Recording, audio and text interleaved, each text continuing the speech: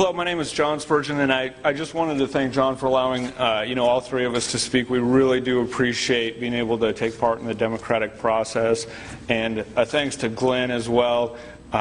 He's had a lot of studies of the Constitution. It has helped me a lot personally in my understanding of it as well. So, and thanks to everyone for coming out.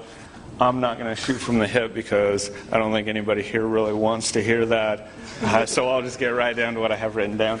But thanks to other speakers as well. So the eyes of the nation are now focused on Iowa as they look for some guidance in the presidential election. And as everyone here, I'm sure, can agree, this election is very crucial in determining the future path of our country. We truly do live in historic times, and we are now at a crossroads. And it has a lot to do with the fact that our country has been kicking the can down the road for far too long. We are quickly approaching a point where if we don't deal with our financial realities, then it will destroy us. Our debt is currently at $15 trillion, which is equal to our GDP. And this probably doesn't mean a lot, to most of us, but many economists point to this as the point of no return.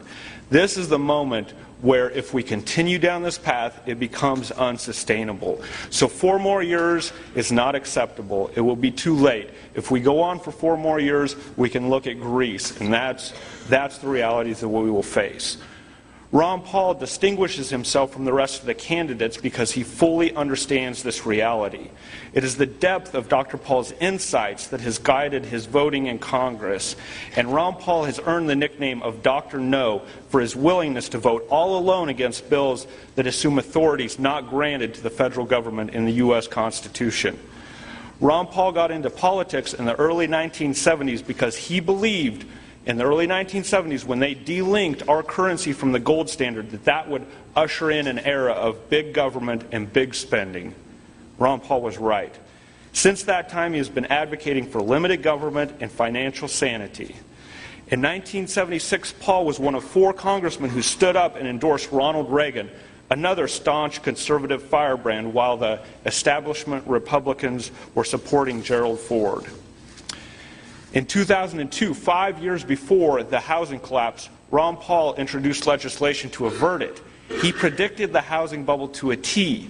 He also predicted the dot-com bubble. He also predicted the collapse of 2008 because he understands the mechanisms which cause it. No other candidate has had this foresight into the economic consequences of our government's actions.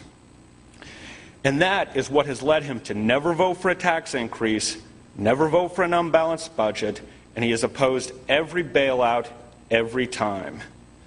And this is why he is named the taxpayer's best friend by the American Taxpayers Association. Now, I could sit here all day long raving on and on about Paul's record, but unfortunately time, and you guys probably don't want me to. But it would be an injustice if I didn't mention one last issue, and that is Dr. Paul's belief in life. Dr. Paul understands that in order to protect liberty, you must first protect life. Dr. Paul takes a staunch pro-life stance and believes in the repeal of Roe versus Wade. His chosen profession is bringing new life into this world, and he has delivered over 4,000 babies and has 5 children and 17 grandchildren of his own. In closing, I would like to point out that Ron Paul does not take these stances because of political convenience or special interest pressures. He has stood strong on these issues because he knows that this is what is best for the American people.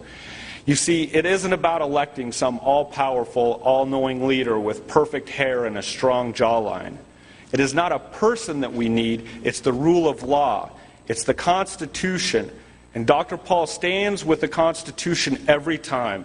And now I encourage you to stand with Dr. Paul and stand with the Constitution. Please vote Ron Paul, and thank you very much.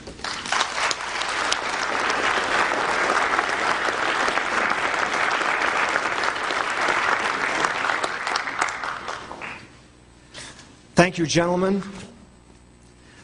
Would now call for any spokespeople for Rick Perry. Anyone here who would like to speak for Rick Perry? Mr. Perry?